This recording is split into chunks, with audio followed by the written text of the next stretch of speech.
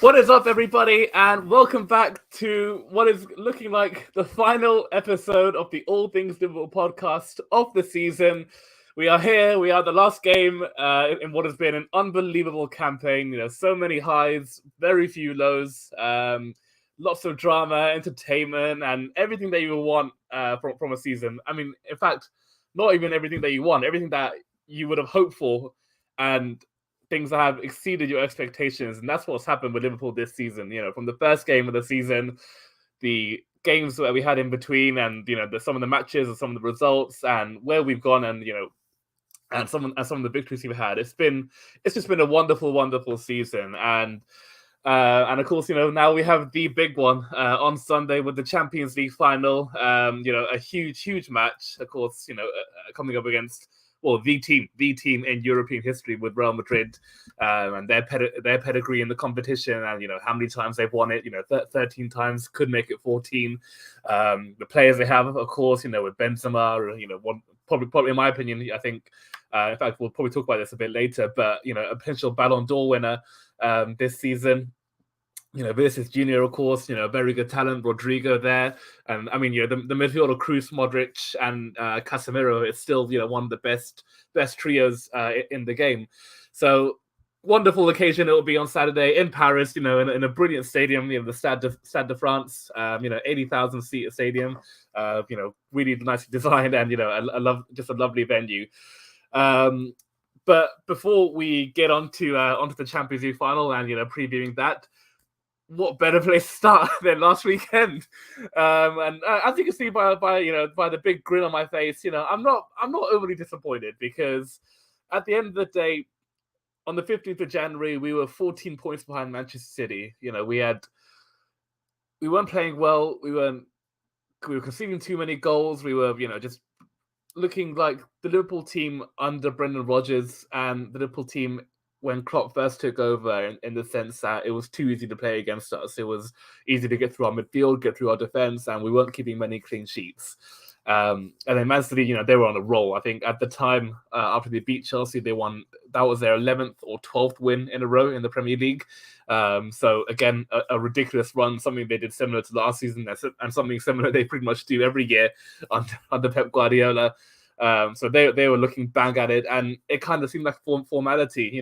Even at the time, we technically weren't City's nearest rivals. Chelsea was still ahead of us, I think, by a point or two. And I know people will point to the fact that we had 2 games in hand, which is fair enough. So had we won those, and we did, it still reduces the gap to 8 points. But 8 points is still a huge amount to catch up, and we did. We won 10 in a row. Obviously, went to their ground and got a good draw. Even now looking back, I still think it was a good draw at the time. And then just in general, thereafter that, we beat Villa, beat Southampton, of course, beat Wolves, Newcastle away as well. Of course, Tottenham at home, drawing that game. But again, Tottenham, a really good team under a world-class manager, against Son, who of course won the Golden Boot, and deservedly so. What a player he is. Kane was on top of this game, and as well at the time, I think we were tiring a bit. But we did remarkably well. Reduced that gap from 14 all the way down to 1. And as a fan, that's all you can ask for your team. You can't ask them to win every game. You can't ask them to to get 100 points, or even the team we are seeing now that's getting 92 points and 97 points and 99 points. Even that's a ridiculous amount, and something that we shouldn't really be expecting. But these guys are delivering it, and they're giving the best times of our lives. But of course, going into the final day, we were on 89 points. They were on 90. And them coming up against Steven Gerrard and Aston Villa, with Philip Coutinho in the team as well. There was drama. There was always going to be drama that would occur on that day, just because of the situation. Had Man City come up against I don't know, a Newcastle United or a whoever else, Crystal Palace, some team like that, you just knew it was going to be a formality. But because it was Aston Villa, because it was Steven Gerrard, even though Villa, they were at 12th or 13th in the league, so technically, if they were playing the game, not the occasion, then it should have been their simple, straightforward match. But again, Gerrard, Coutinho, that was always going to be an added factor, and it was always going to give you added spice. And lo and behold, that's exactly what happened.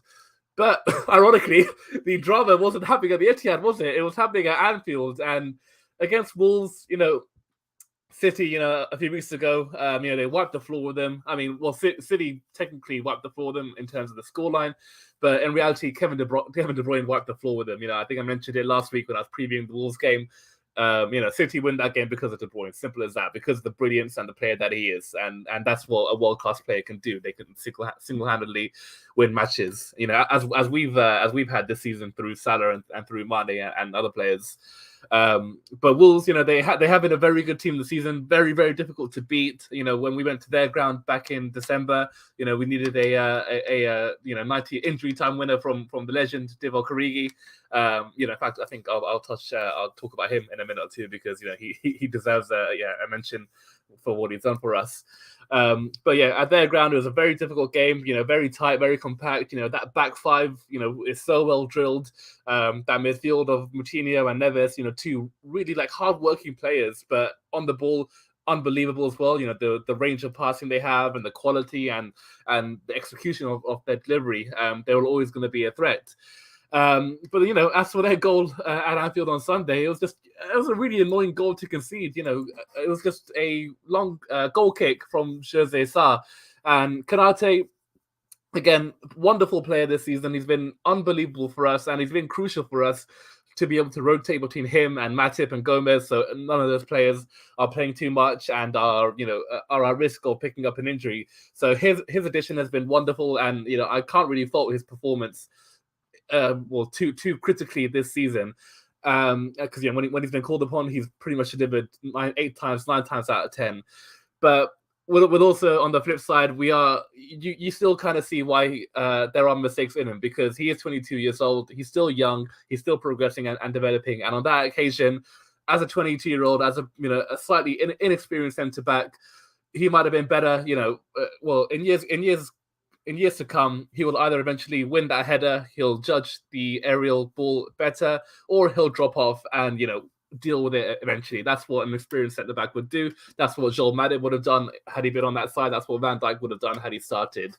But Konate, little mistake, fair enough. And then as soon as that happens, we're just not in any position to recover. Robertson tried his best, Matip tried his best, Trent tried his best as well. But Wolves had that momentum their way. And, drama early on. I think, was it second minute, third minute, 1-0 down. Far from the ideal start, especially considering that, you being the challenger, being the second place team, you want to apply the pressure to the team that's top, because that's all you can do, really. You can't do much more than give pressure. But us going 1-0 down didn't really bode well. And then, obviously it meant that City had a 2-point gap at the time. But, we bounced back really, really well. I thought the first half performance was unbelievable. It was everything that we wanted, that we have seen for pretty much this whole campaign, with the intensity, the aggression, winning the second balls high up the pitch, close to their goal, and it was fantastic. And then the goal we scored, unbelievable from Thiago. I mean, what a player he is. He's an absolute magician. He's an absolute genius. He's the best ball playing midfielder we've had since Xabi Alonso, and he left us 12-13 years ago and is now retired. So for that goal, just an ingenious flick, absolute artistry with that. And then Mane racing in on goal. Sometimes he can miss those chances. I have seen him in the past where Mane often has time and time and space. 4 or 5 times out of 10 he might actually miss. The keeper might save it, or he might hit the bar or something like that. But did very well this time, and kind of scuffed it a bit. Maybe that's what kind of gave him the fortune, but because of the quality of the goal and the way we created it, we deserve that bit of fortune. So great stuff there. Got ourselves level 1-1. And in fact, probably the only disappointing thing going into halftime was that we weren't winning, because as I said, we had an unbelievable performance. We were absolutely dominant, and Wolves just literally could not get out of their half. But lo and behold, they held strong. Willy Bolly in defense. I mean, he was a man possessed, wasn't he? The amount of blocks, tackles, clearances, headers, you name it. I mean, I've not seen a defensive performance like that against Liverpool in a long, long time. So credit to him, he was outstanding and did his job very, very well. But then came the drama that we were all expecting, and Aston Villa At the Etihad, I didn't have much hope. I really didn't, especially after I saw that Emi Martinez wasn't in that team.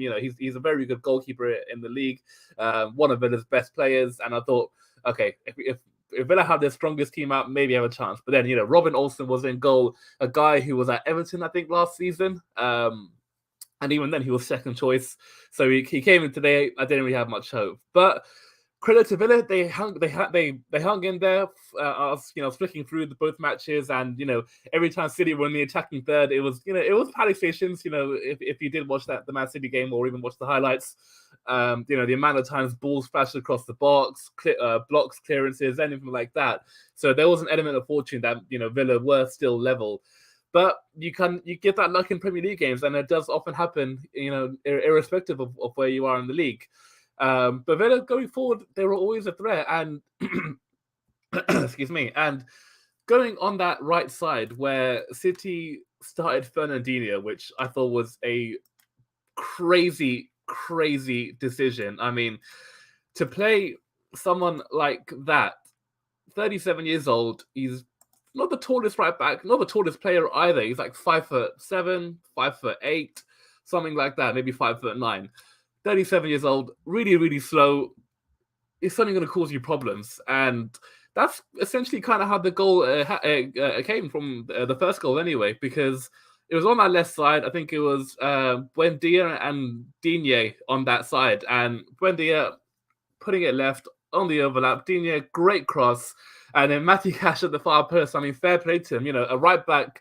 Of course, all right backs nowadays are quite attacking, and they all they all have a bit of a goal threat about them. But brilliant run into the box from him. Really good timing. Stole ahead in against Cancelo, who had no idea where he was, and it was a fantastic header. The way he angled it, the way he guided, the power he got. Edison, of course, got a touch onto it, but I think it would have been an unbelievable stop had he saved it. So you couldn't really expect him to save that. So Cash, did his job.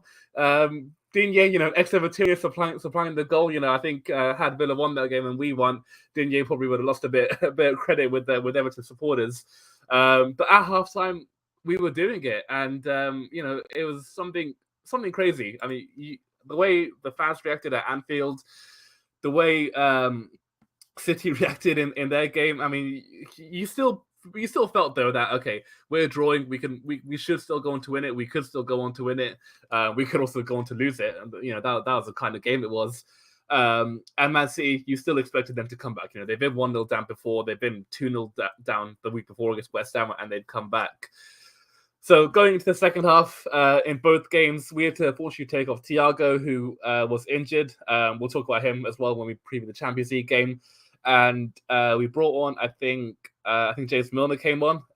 Milner came on. So had to make a change, which is a bit annoying. Thiago, of course, one of our most influential midfielders. Just look at the first goal again.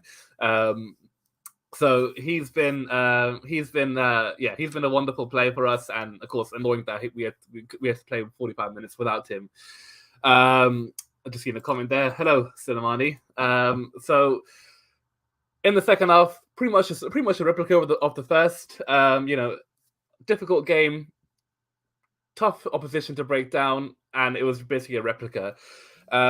And it was still huff and puff. Wolves probably should have scored. In fact, I think there was 2 or 3 chances when we got a bit more desperate. We brought on Firmino, we brought on Salah. Of course, Salah, I think, had been injured after the FA Cup final, and Firmino, basically rotated in. And even then, it wasn't in fact, it probably worked against us. Often this season, when Klopp's made changes, it's worked beautifully. It happened against Arsenal away. I think he brought on Firmino. He scored in that game. Inter Milan away. Same again. I think he brought on Diaz and Firmino, and they both had an impact in those goals. And again, just in other games across this season. But on this occasion, whether it was nerves, whether it was the fact that they knew Man City were 1-0 down because of the reaction from the crowd and how the atmosphere was at Anfield, maybe it got to them. But it got even more frantic, didn't it? Philip Coutinho, I mean, you can't write it. You can't write these scripts when an ex-Liverpool player, sold him 4 or 5 years ago now, however long it's been, 140 million. He comes back at the ground where, in fact, he's got a very good record now. I think about it. He scored in that 4-1 win in Klopp's first season in charge in 2015. I think he also scored there in 2013-14 when we lost 2-1. And I'm pretty sure he scored again in another game since. So Coutinho at Man City does have a good record and does like coming up against them. In fact, he also scored in the Carabao Cup final in 2016 when we lost on penalties. So it just had to be, didn't it? It had to be either Coutinho or Danny Ings to get a goal, and then it went 2-0 at the Etihad and Anfield. Like it was bonkers. It was absolutely bonkers. I think that's the best word you could describe how the atmosphere was inside the ground. The way the fans got, the way the players, the way the players behaved, and the way the fans behaved. It was just like something that if a goal went at Anfield, I think the roof might have come off, and that's probably the most annoying thing, that it was 1-1 at our game, 2-0 down in theirs, and we didn't get that goal. We didn't get that goal where we would have been top. At no point on that day we were never top. Even when Man City were 2-0 down, they were still leading on goal difference. I think at the time they had a goal difference of +4 or +5, something like that. And it's okay. It's not really regret, because at the end of the day they won, and so did we. That's all you can do. That's all you can do at the end of the day. But had we scored a goal in that time, Man City fans would have heard the news, and then it would have been a deflated place. There would have been, like, in fact, it wouldn't surprise me if fans started leaving the ground just because of the situation that was occurring. But we couldn't get the goal, and in fact, in that time, we looked like conceding again. I think there was one point Wolves had a 3-on-1. I think it was just Joel Matip at the back trying to stop the counter attack, and fortunately, it worked out for us. And then the events that happened at Man City. I mean, you could only take your hat off and just say, "Wow, fair play." And I think Man City released a video the other day of when Gundogan made it 3-2 and Aguero against QPR, and it was the same similarities. Of course, the timing was a bit earlier. Gundogan scoring with 10-11 minutes to go, and Aguero doing it in the last second of the game. But to score on, was it 75 minutes? I think it was, or 74 minutes, they get one goal back. Terrible defending from Villa. Firstly, I've nailed this point so many times about crosses, and I mentioned it with Alexander-Arnold and Robertson, particularly in that game against Villarreal away from home. They didn't stop the cross. Villa, same thing. Didn't stop the cross, allowed Sterling to get a ball in. Mistake number 1. Mistake number 2, Matty Cash doesn't read the ball well enough. If he reads it well enough, he just puts it behind for a corner, they deal with it. Job done. And then number 3, you let Gundogan score a header. I mean, don't get me wrong, Gundogan's a very good goal scorer. I mean, that run he went on last season, I think he was scoring like 8 goals or 9 goals in like 10 games or something like that. And I think at one point he was City's top scorer. In fact, he might have ended as City's top scorer. But to let Gundogan score a header, not particularly tall person, disappointing. And then from then, it was just, you kind of felt that City were just gonna do it. They were gonna get a goal there. The crowd was up, and they could still hear the news at Anfield that it was 1-1. And as well, it kind of deflated us a bit that Villa went. It was 2-1 rather than 2-0, and it kind of deflated our crowd a little bit. So really had an adverse reaction in both grounds. And then Rodri, wonderful finish. Really, really nicely placed. 2-2, and then from then you knew it's gonna be done. It's gonna be over. And then Gundogan scoring the third, 3-2, great ball in from De Bruyne, and then he taps in. So for City, wonderful game for them, wonderful news for them, and in fact, they needed it more than we did, because we've already got the 2 trophies in the bag. We've got another one to look forward to this Saturday. And for Man City, they had nothing else. They had to win the Premier League to justify it, to make sure that it was a good season, because it would have been a failure if they didn't. And in fact, it would have been the first time since 2017 that they had gone trophyless, which incidentally was Guardiola's first season. So great game. great stuff for Man City. Well done to them. Congratulations. And then, Salah got his goal in the end. Scrappy finish, but whatever. And then he gets the golden boot, which is, for him, obviously a great achievement. That's now his third golden boot. And I think he's up there now with like Henry and Ronaldo and Harry Kane and I think it's Didier Drogba. I think they've all won 3 or more.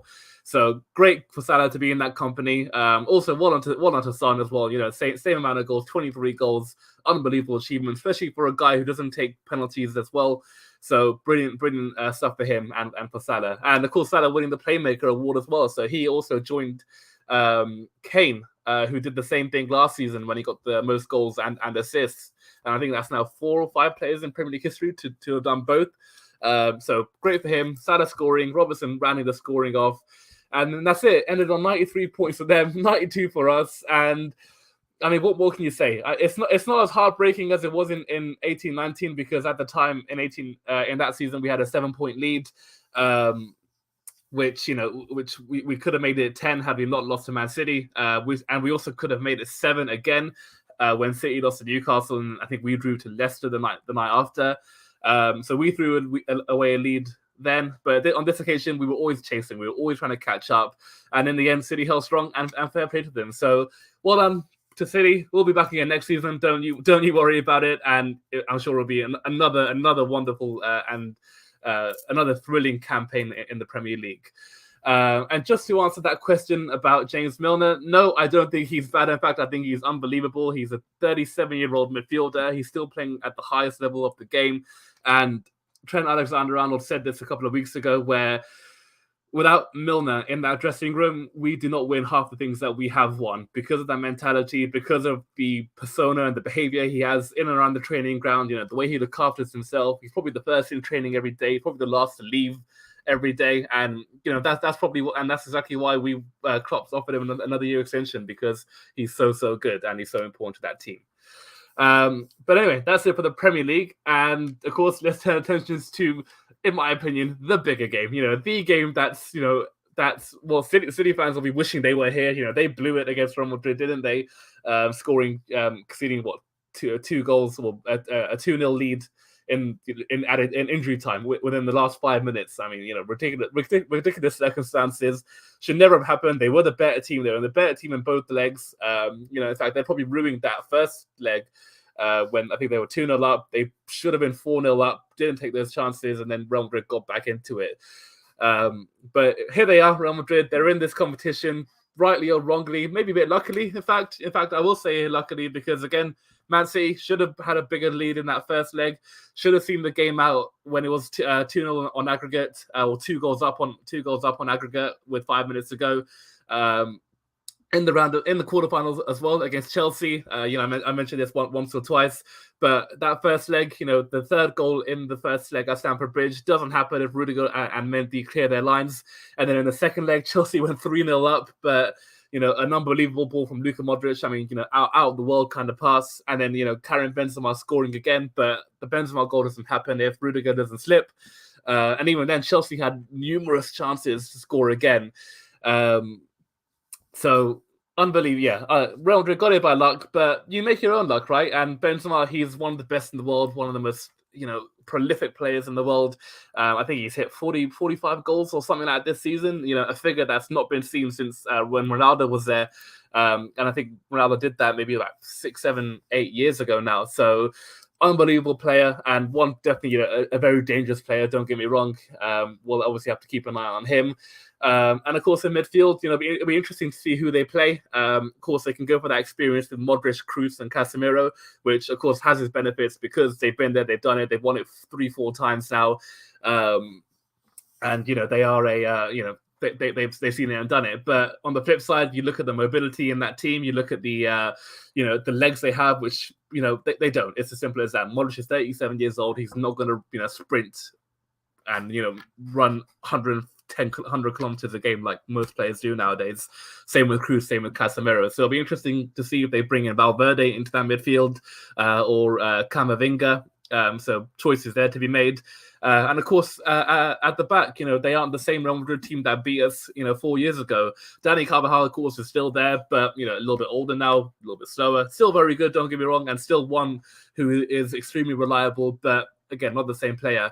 And, you look at the heart of that defense, Eder Militao, David Alaba, again, two very good defenders, but they aren't Ramos, they aren't Varane. They are never going to be on that level. Maybe Eder Militao could be, he's still very young, but Alaba, for me, good player, don't get me wrong, a fantastic technician and, just a wonderful centre-back, but just doesn't have that stature that Varane did or Ramos did, that height, that physicality.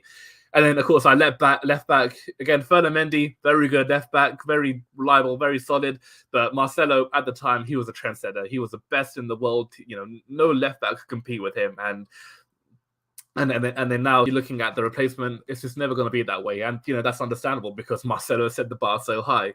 So Real Madrid, of course, will be a tough game. Will not be an easy game. They have this pedigree in this competition. It belongs to them, and they can honestly say that it does belong to them because they won it the most. They won the most consistent amount of times.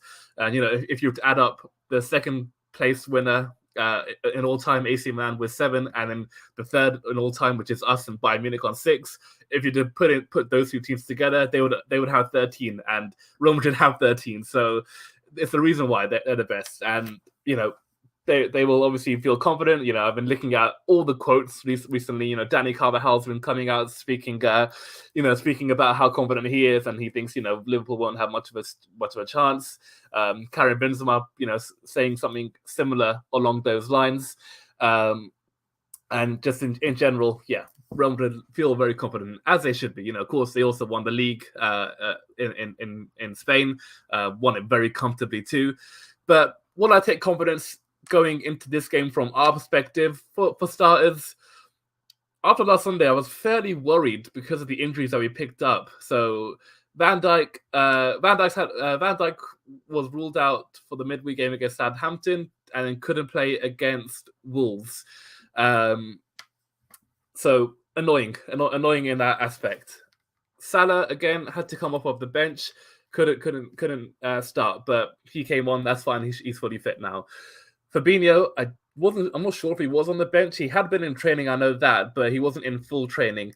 Thiago going off at halftime, not great. So you're looking at it after Sunday last week, you're looking at it at Van Dijk, Fabinho, Thiago. Those are 3 of your most important players. Not to have those players in your team, you're a little bit concerned. But since then, we've seen that Fabinho's been in training, I think full training since Tuesday, which is huge. Van Dijk's been in full training all week, which is, again, even bigger.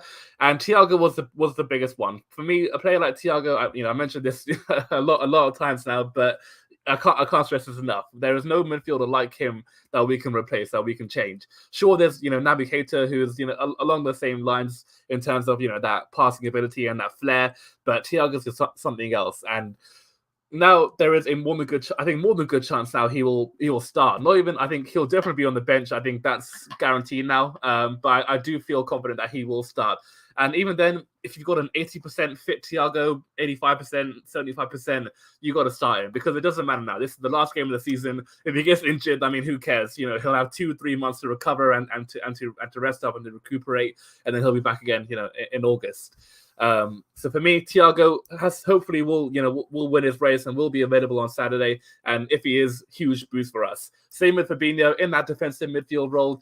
I talked about Henderson in the last couple of weeks playing in that position, and I have enjoyed him in that role because he's brought a calmness, a composure, and everything that you would expect from your captain and from a senior figure.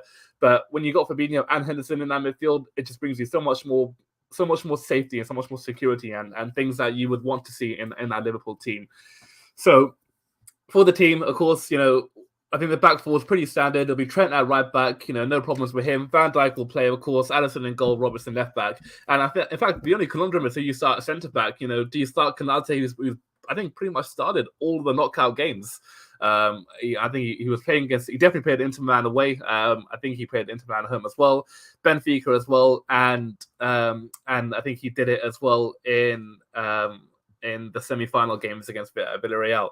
So of course, choice there. You got the youth, you got the pace, you got the power, or do you go with the experience with Joel Matip and that partnership he has with Van Dijk? Of course, they love each other. They're massive romance. And of course, just pair really well together. But with Matip, of course, a bit slower. And when you got Vinicius Junior on that left channel, you might be tempted to go with Konate, especially with Trent coming up against Vinicius. You might want to think, okay, let's go with Konate on that side. So if Trent does get beaten with pace, you got Konate there who can recover. So choice there to make for Klopp. I wouldn't mind whoever you picked. I think either are a good option, and whoever he picks there's no wrong option basically.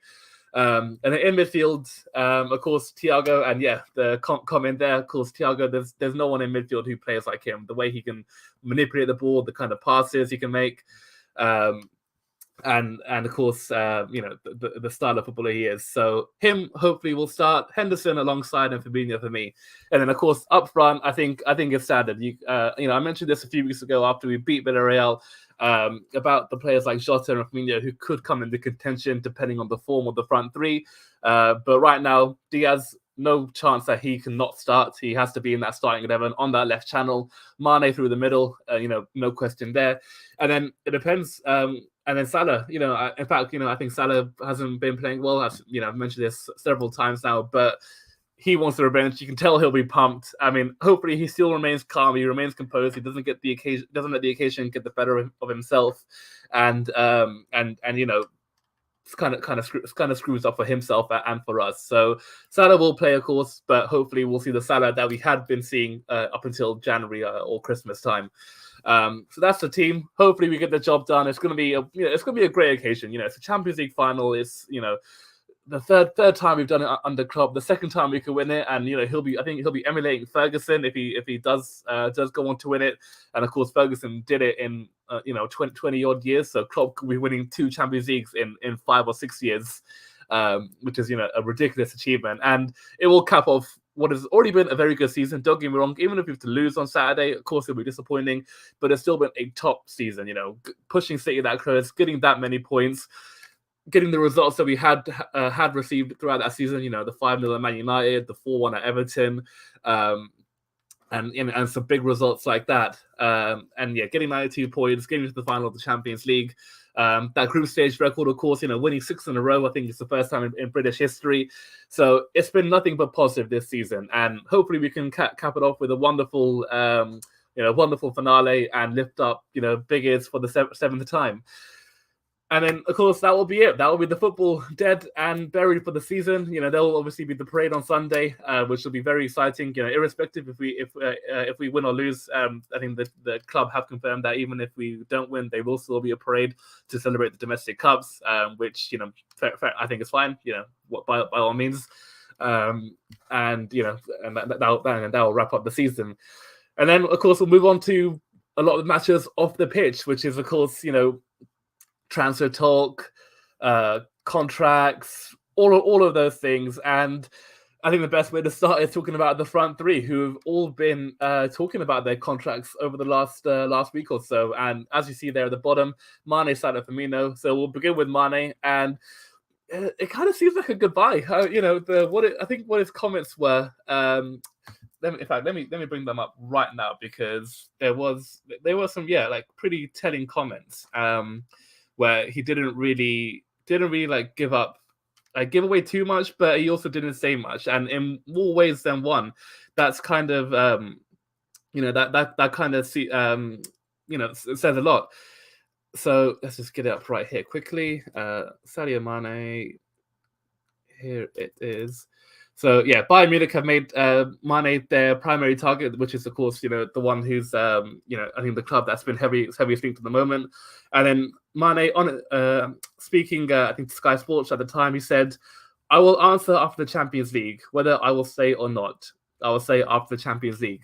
So when you're a player like that, when you say it like that, and the way he says it, you kind of can believe that it's open to interpretation. That you kind of think it might be time for him to move on, and he might want a new adventure. And if he does go, I mean, full blessing. He's a Liverpool legend. He's up there now with Rush, Dalglish. He's up there with the greats. I might be a bit controversial by saying that, but I don't think I am. The goals he scored, the importance of the goals, the performances he's delivered since he arrived in 2016, I mean, he's been unbelievable for us.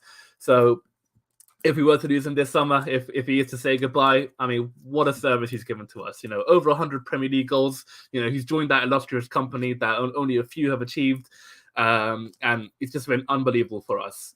So we'll see what Mane does in the next weeks and months, and then either way, I think there will be a decision made this summer. And in fact, it is important. Again, with 1 year left on his contract, we don't want to lose him for free next summer because he's just. Firstly, obviously, he is too good to lose for free. But secondly, to lose a player of that caliber, where you can get good money for him still this summer, you don't want to lose that. You lose that for nothing next season. So I think some rumors I've heard it could be something about 40 to 50 million pounds, which is more than good enough. And then we'll find something like a Cody Gakpo or a Darwin Núñez for that kind of price, and then we'll rebuild again, and we'll find a new team. So that's Mane. Salah, meanwhile, he said he is definitely staying this season. This season coming up, of course. Let me just get his quotes right here. So yeah, here we go. Salah, again, same contract situation as Mane, ending in June 2023. And then he was also in a pre-match press conference ahead of Saturday. But then when he was asked about the question about his future, he said, "I don't want to talk about that." And he said, "I'm not focusing on the contract at the moment. I'm not selfish." But what he did finalize with is that he said, "I am staying for next season for sure." So interesting. Definitely an interesting statement there, because we don't really know if that means, okay, I'm staying for next season for sure. If that means I'm going to be here for the next 2, 3, 4 years, if I'll see out the rest of my playing days at Anfield. Or that's it, he'll just stay here for one more year, then part ways for free in 2023. So again, decision to be made by the club. What will they do? Will that mean that he will extend his contract? Maybe with Mane leaving, that will free up some funds, both in wages and of course and in transfer money. So maybe that can go towards Salah and his demands. But again, decision to make for the club. And I mentioned this so many times over the season when Salah has made comments about his contract in the past. For me, 400 grand a week or 450, whatever he's demanding, I think too much. I think we've had, like Mane, great years with Salah, Liverpool legend, definitely up there. And one of the all-time greats. But I wouldn't be disappointed if we said goodbye, because I worry that he might want to take this final paycheck and kind of live on it for the next 2 or 3 years. Kind of like what Aubameyang did. He got that big paycheck, then his performances dropped all of a sudden. But whether we'll see that with Salah, you can never know. You can always speculate. And if he was to get the new contract, I would like to think that he couldn't. I would love to think that his performances would continue to stay at the highest level, especially with Klopp there. With Klopp there, he's got no room for slacking, no room for 80%, 90%. You have to be 100% every single week, and if you're not, you will be benched. And Klopp being Klopp, he's bigger than Salah. He's as big as a club, really, and he'll find a way to get results even without Salah in the team. So. Decision to be made there, but what we do know for certain is that he will be at Anfield this next season. Well, at least he said he will be. Whether the club takes a different stance or not remains to be seen. And then lastly, with Firmino, wonderful player again. The player who started the Klopp era. He was obviously signed by Rodgers in 2015, and thankfully Rodgers was sacked, because I don't think he would have got the best out of Firmino. But Klopp did. He made that position his own. He gave him the false line. He created that for him, and we saw the best of Firmino. The passes, the skill, the dribbling, the goals. I guess obviously he's not the most prolific goal scorer, but he's always chipped in with 10 to 20 goals a season in all comps, which is okay enough. The gegenpressing, he's the one who starts it. He's the one who drops back into midfield and wins the ball back in the middle of the park and then starts the attack. So he's been wonderful for us, a wonderful player. And what we do know is that he is definitely not going to leave as well. He said he loves the club. He's happy to stay here. He wants to stay there. And I think as well, the club have confirmed, or I think Klopp confirmed a few weeks ago that he said there's no chance that Firmino leaves. I think I heard that through a reporter. Might have been James Pearce. So very reliable source there. And I think as well, I'll be more than happy for Firmino to stay. This season, of course, he's. You can see he's slowing down a little bit. Sometimes his passes aren't completely perfect like they used to be. And he has been more injured this season than he's ever has been since he signed for Liverpool. But again, completely understandable given the intensity of performances he's delivered over the last 5-6 years. But if Firmino's happy to stay, if he's happy to stay, I'm sure if a new contract is going to be offered, I'm almost certain that they will offer him a reduced salary, because there's no way they're going to give him a higher pay increase, given the stage of his career now. But a good player for us, a useful player for us. You can still come up with a big goal here and there, or a big performance. And we love Firmino. The Firmino song is obviously wonderful, and just the way he is, his personality is just great around the club. And even for the meme videos, he's top class. So Firmino to stay, great stuff there. And we'll see what happens with the other two. And of course, now with the transfer window not technically open, but it kind of is open. You're seeing clubs make secure some signings here and there. Villa, I mean, they've come out of the traps, haven't they? They've already signed who was it from Marseille? Boubacar Kamara from Marseille. Got him on a free. Seems like a good signing. I think he's quite young as well, 24, 25. So could be a good piece of business right there, and getting for free as well could be a real coup. And then today they confirmed Diego Carlos, or a deal for Diego Carlos, 26 million or something like that. So another good piece of business there. You can see where Gerrard wants to strengthen, with that centre back position, which I think they do need reinforcement there, and as well in defensive midfield. So two good additions there, and they of course I think make a lot more as the time goes by. And then as for us, of course we signed our deal with Fabio Carvalho from Fulham. That was pretty much open and shut case when we registered our interest in January. Of course, we couldn't complete the deal in time because of the EFL rules with timings and all. But even then, it never looked like a deal that was going to be in jeopardy. It never looked like that Carvalho wanted to move anywhere else. In this day and age, who would you want to move to other than Liverpool or Man City? Or if you're a player like Carvalho at that age, you might want to go to Borussia Dortmund or a club like that who can develop you. But Liverpool, Man City, the other two clubs where you would love to join, and eventually become one of the best players in the world because of the way those two coaches are. So great piece of business there. He's going to be involved with the first team next season, which is very exciting. I look forward to seeing what he can offer and what he can do in the team. I'm sure we'll obviously see him in the cup games, and maybe in a couple of the Premier League games, the lesser important ones. And of course, we'll see what he's like in pre-season. But of course, the other one who kind of looks like a slipping through our fingers is Aurélien Tchouameni from Monaco. I think he's like a box-to-box defensive midfielder. So clearly, Klopp is looking for refreshments in that team, which is of course something we've got to be doing now, given the age of that midfield. Thiago in his early 30s, same with Henderson, Milner. Granddad, basically. Even Fabinho, I think he's 29 now, so of course he still has many more years at the top at the highest level ahead of him. But you got to be thinking about the future for him.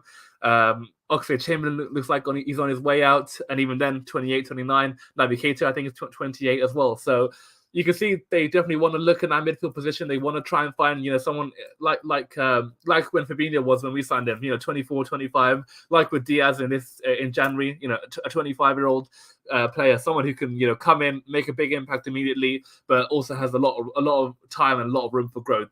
So him looks like he's slipping through our fingers. I think I've seen Romano tweet out about the deal for him to go to Real Madrid, and when Romano tweets out, it's basically a done deal because he's almost never wrong in whenever he reports a piece of transfer business. So great business for them. Of course, they're in a similar boat with us with their midfield and their replacements. Of course, they got Camavinga, who they signed last season, and looks like he's coming along quite well. And Tchouameni looks like the next one. So great for them. A real good piece of business. But for us, it's nice to know that we are in the hunt, and we are. When I think back on this, from where we were on the beginnings of Klopp, under Rodgers, under Dalglish and Hodgson, we could never compete with the likes of Real Madrid, Barcelona, Bayern Munich for the best players in the world. And here we are now. We can compete them. And okay, yeah, we lost out on this occasion, or seemingly looks like we lost out. I mean, who knows? He might change his mind if we beat Real Madrid on Saturday. But it's nice to see that we are involved, and we are still, I think, technically in the consideration. I think Romano's tweet was Real Madrid are strong favourites. It looks like it'll be done, but PSG and Liverpool are still, they're still got tabs on the situation. So there's still something that could happen there. But what is for certain is that there definitely looks like there's money available this summer. Chouamani, I think, is costing 80 million euros, which is about 70 million pounds. So it looks like there will be money there to buy players. And in fact, I've seen some rumors lately, like from other lower reputable sources. There's one player called Ibrahim Sangare from PSV Eindhoven. Again, similar kind of profile, box to box, slightly defensive midfielder, young player again, and could develop into a good star.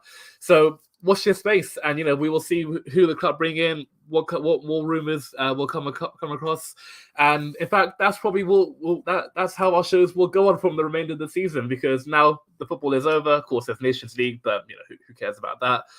World Cup, of course, not happening until November.